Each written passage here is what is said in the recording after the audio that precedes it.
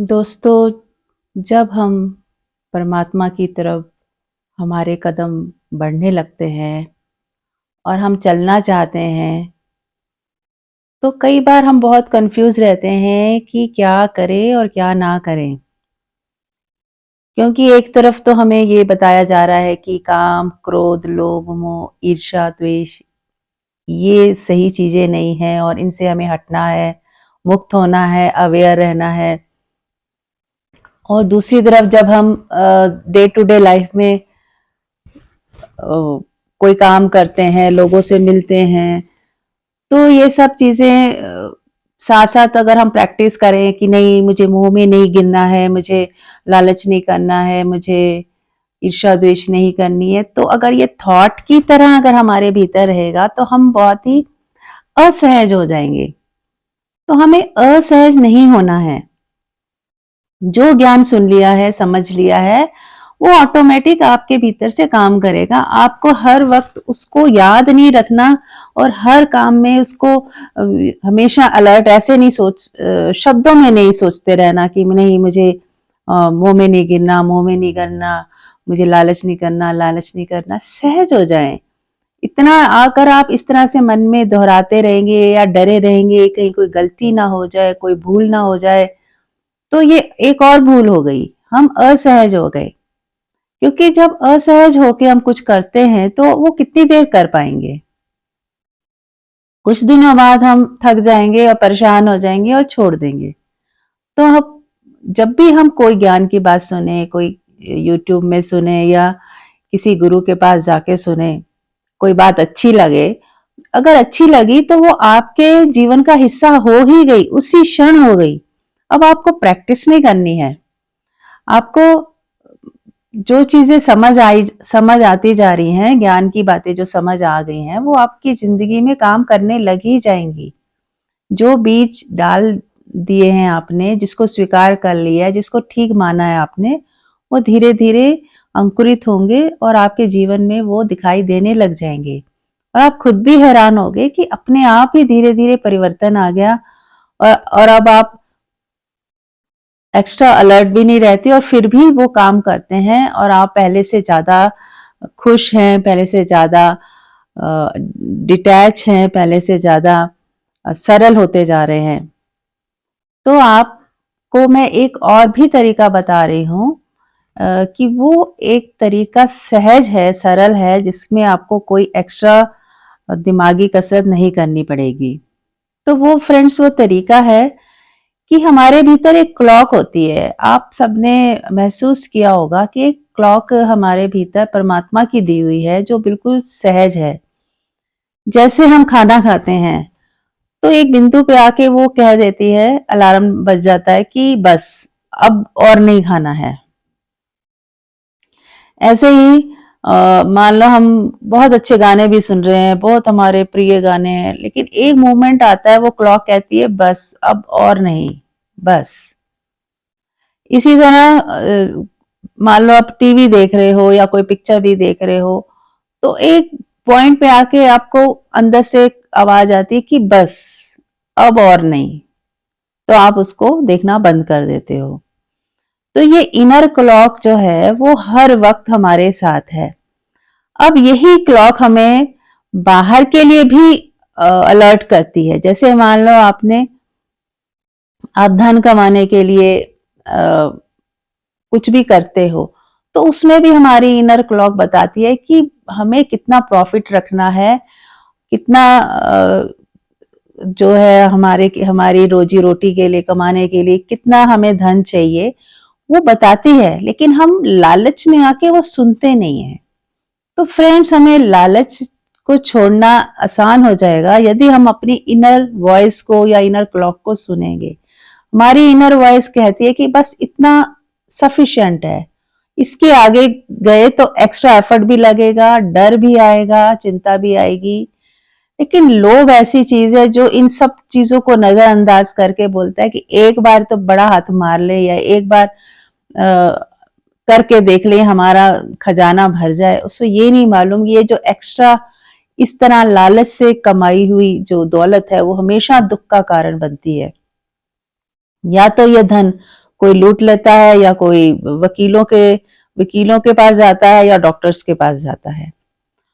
तो यदि हम अपनी इस इनर वॉइस को सुन लें और उतना ही अपना प्रॉफिट लें जितना में हमारा काम अच्छे से चल जाए और दूसरा भी खुश हो जाएगा, क्योंकि जब आपका प्रॉफिट नॉर्मल रहेगा, ज्यादा नहीं होगा, तो सामने वाले को भी समझ आती है और आपके जब ज्यादा लोग वो चीज खरीदेंगे तो आपकी आमदनी कई गुना हो सकती है।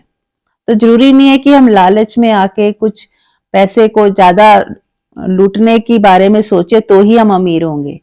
हम अगर सहजता से उतना ही लेते हैं जिसमें हमारी खुशी बनी रहती है और हम ईमानदार भी होते हैं और कोई डर की चिंता की बात नहीं होती, क्योंकि हम ईमानदारी से सहजता में, सरलता में, प्रेम से अपना काम कर रहे होते हैं, अपना बिजनेस चला रहे होते हैं।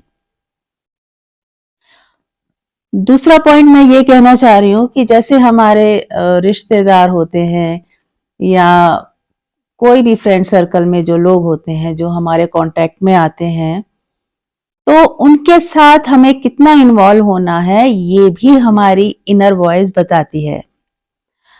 तो हम इनर वॉइस को नहीं सुनते हैं, हम कभी सामने वाले के ऊपर दया करने लग जाते हैं या उसके झांसे में आ जाते हैं या उससे इन्फ्लुएंस हो जाते हैं और उसकी बातों में आ जाते हैं और कुछ का कुछ कर बैठते हैं।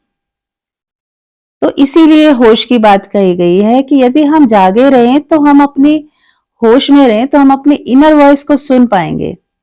अगर हमारी इनर वॉइस से यस नहीं आ रहा है तो किसी भी तरह के इन्फ्लुएंस में ना आए, किसी के भी बातों में आके कुछ का कुछ सोच के कुछ प्लानिंग्स मत करें।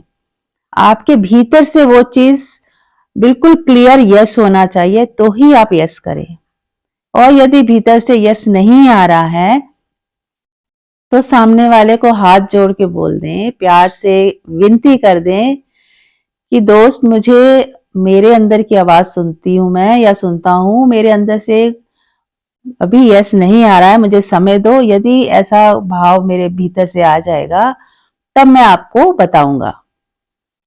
बहुत ही प्यार से जब विनती करके आप सच्चाई के साथ, सत्य का साथ देते हैं, अपनी इनर वॉइस को सुनकर आप रिस्पॉन्ड करते हैं, तो कोई भी गलती आपसे नहीं होती।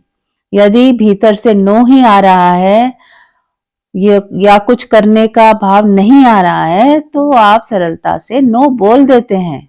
आप टालते नहीं, उसको भ्रम में नहीं रखते, अंधकार में नहीं रखते कि कल बताऊंगा, अभी समझ नहीं आ रहा, अभी थोड़ा देर रुक जाओ। आप उलझाते नहीं। जब एक बार क्लियर आपके पास आंसर होता है, आप सामने वाले को क्लियर आंसर बता देते हैं, पर बड़ी विनम्रता के साथ। तो फ्रेंड्स, जब इस तरह से आप अपने भीतर देखेंगे, अब जैसे कई लोग मुझसे बात करते हैं कि हम मना नहीं कर पाते हैं, हमें कई शादियों के कार्ड्स आ गए हैं या किसी ने बुला लिया है पार्टीज में और हमें नहीं जाने का मन है, लेकिन रिश्तेदारी है, कैसे मना करें, दोस्त है, कैसे मना करें। तो फ्रेंड्स, आप सच्चे हो जाएं, अपने आप से सच्चे हो जाएं।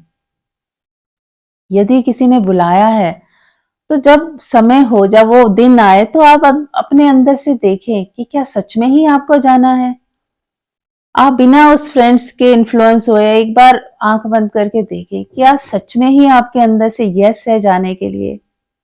और यदि यस है तो फिर जाइए, और वहां पे भी आप कुछ सीख के ही आ जाएंगे।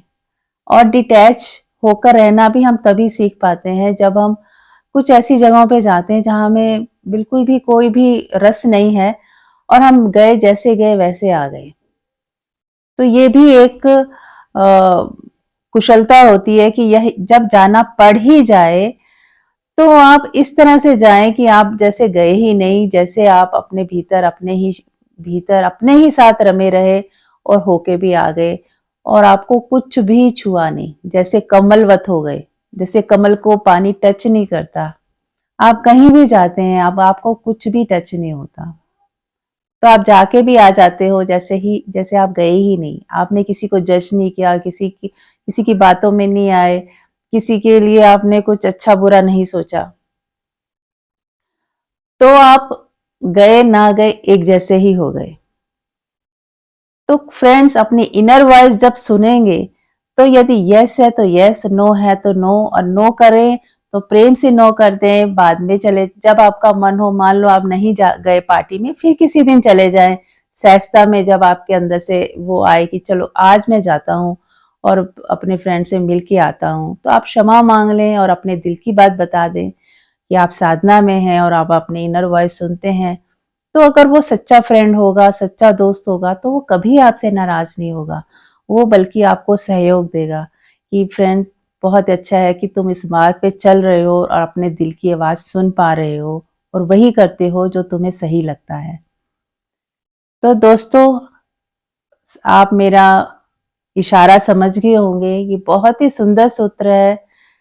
अगर आप सच में ये कर पाए तो बहुत ही सुंदर हो जाएगा आपका जीवन और सरल हो जाएगा और सहज हो जाएगा। बिल्कुल सरल और सहज हो जाए। किसी भी तरह के अपने ऊपर आवरण ना ओढ़े। हमें किसी को अच्छा होके नहीं दिखाना है। हमें किसी को नकली मखौटे लगा लगा के खुश नहीं करना है। जो है सरलता है, सहजता है। यस है तो यस, नो है तो नो। तो फ्रेंड्स, आपको मेरा बहुत बहुत प्रेम। आप सुनिएगा और अपने जीवन में लाने की कोशिश नहीं करनी है। यदि आपको बात समझ आ गई है तो वो होने ही लग जाएगा। Thank you so much.